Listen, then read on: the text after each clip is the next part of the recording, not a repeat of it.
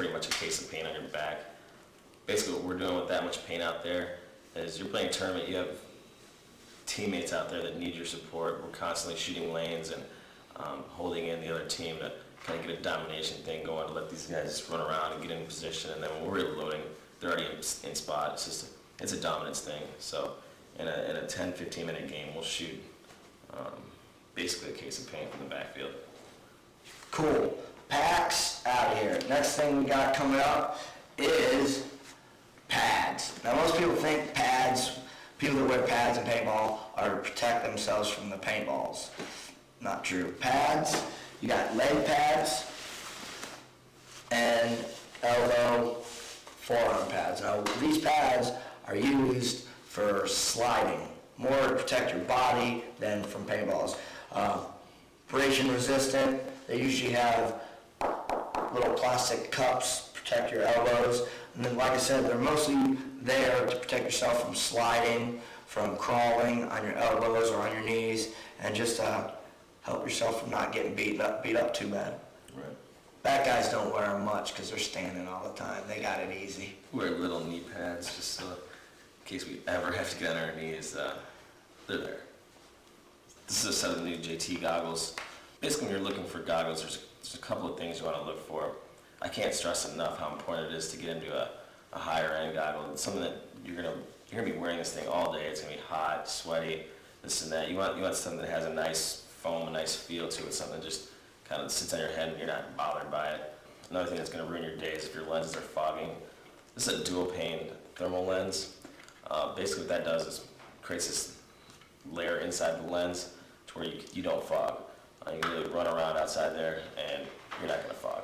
And another thing that's important with the goggles is peripheral vision. You want to make sure you have a good area of range that you're looking through. And usually your best bet is to go big on your first goggle expense, get it out of the way. Most people, they look at goggles and say, oh, $70, that's crazy. Actually, goggles are probably your best investment. A, it's a big safety thing, you want to protect your eyes, you only have 2 of them. And B, you're going to be wearing around all day, and that's what makes most people uncomfortable is actual wearing a goggle, because it's hot, you're breathing, your breath's coming back. Get a quality goggle and you'll have no problems and you'll be a lot happier in the long run. Just go big right off the bat and get yourself a good set of goggles. Alright, this is my favorite part, talking about markers. Million different kinds of markers you can get. Depends what you're doing. Tournament ball, I'd say you want to go electro. I mean, that's the way everything's going. Electronic is the way to go.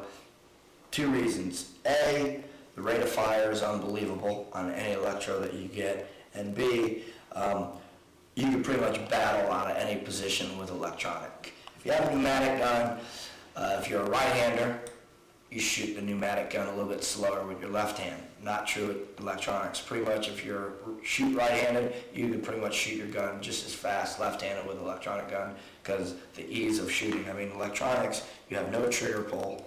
All it is pretty much like a mouse click on a computer. And if you want to compete in today's tournament play, you definitely need like an electronic pneumatic gun. That way you can lay the paint on.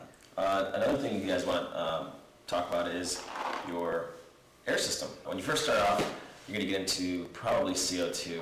One of the most common sizes is probably 20 ounce. Yeah, 20 ounce. Yeah, 20 ounce is a good size. And that's going to be in your starter guns, your mid-level guns. I mean, typically you don't want to get into that when you're talking about a electronic gun. That CO2 gets in there, forms liquid. That's water and electronics don't mix. Compressed air is the second step in air systems. That's something that you want to get into a 4,500 PSI. Don't even mess around with 3,000. Get a lot more bang for your buck with a 4,500 system. Play an entire game, few games ever filling your tank. And this is an 88 system. Basically what that means is an 88 cubic inch tank. So I have 4,500 PSI throughout 88 cubic inches. Rocky, on the other hand, what size bottle is that? A little 45 cubic inch for us front players. This is the pop bottle, I like to call it. That's the baby bottle. This is a cute baby bottle. This is all you need if you play front. And with your compressed air system, of course, you get a front regulator, and all that does is regulate 4,500 PSI that's in your bottle down to whatever marker that you decide on getting down to that PSI. Right now, this is 4,500 into 450 PSI, so it cuts down quite a bit. Markers and compressed air systems are pretty high tech, so before we end up leaving you guys, I just want to make sure, let you know, go to your pro shop, ask those guys. More than likely, they should have a couple people that actually play at the shop, and I mean, ask them what they use. See if you can go in the back and try out some of the guns that they have on the wall. Try to shoot a barrel. If they're a straight up pro shop, they should pretty much let you shoot that gun before you get it. And don't be afraid to ask questions. I mean, we all start at the same spot. Don't think that a question is going to make you look stupid. Just go out, ask all the questions you need to ask, and definitely go through a shop. And you should be good to go. That's now that we went over all the basic equipment stuff. Grab your kit. Let's go out and get on the field. Let's do it. Yeah. Peace. Later. Adios. Bye.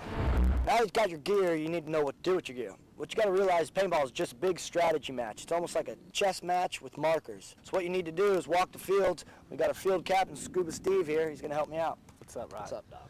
All right, let's start off with airball first. It's supposed to be the same all the way across from front to back, but it's usually not. So what you need to do is get on one side of the field, really walk it thoroughly, and then walk to the other side. And you'll slowly see that there's different angles, and bunkers are off just by inches. And those inches are going to make the big difference on you and your team succeeding and pushing through a side. So you really got to concentrate on angles. And you'll see that if you're like on one side of the field, you can stand on the bunker on the show tape and look across and say, this line here isn't like this on the other side.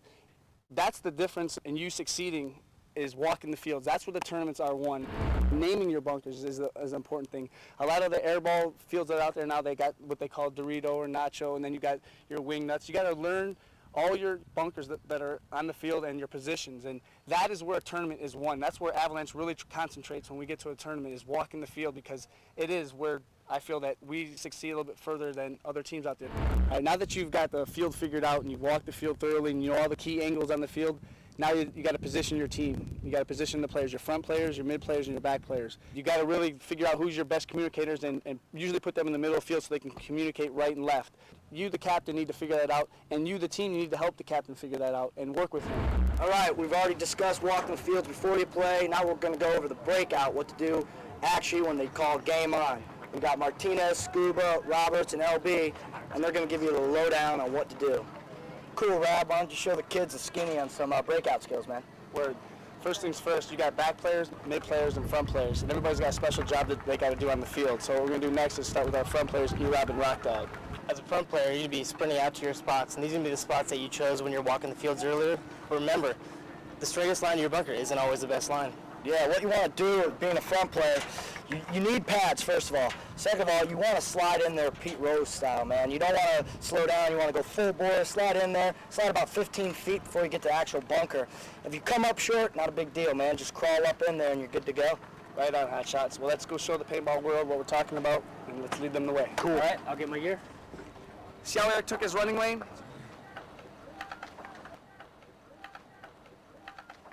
Watch what happens when he just runs directly from point A to B. Now watch how the Rock Dog slides. Notice how far he is from the bunker.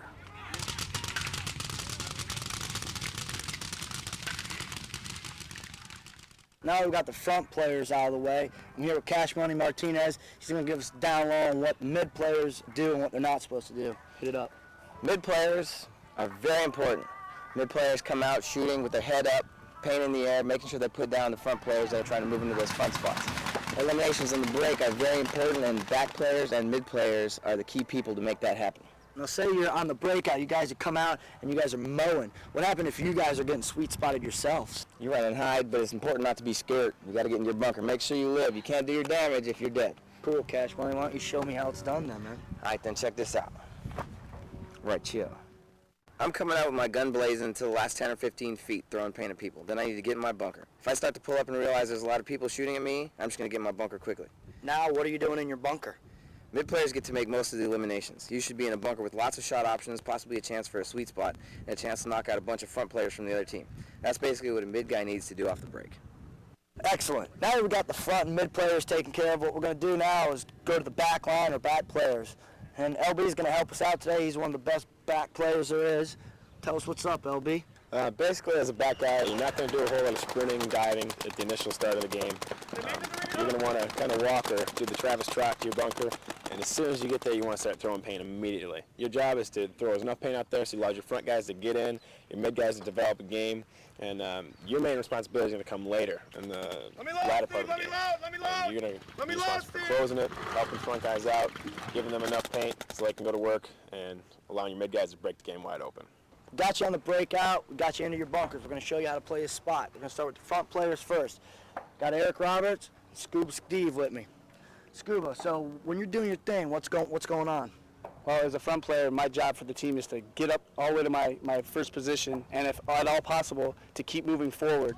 Because as I'm moving forward, my mid players can start coming in and taking my positions, and then the other team then has a hard time locating exactly where I'm at, and then it opens the door for the team to keep doing what it's got to do. Another big thing is communication. Communication is the biggest part of the game.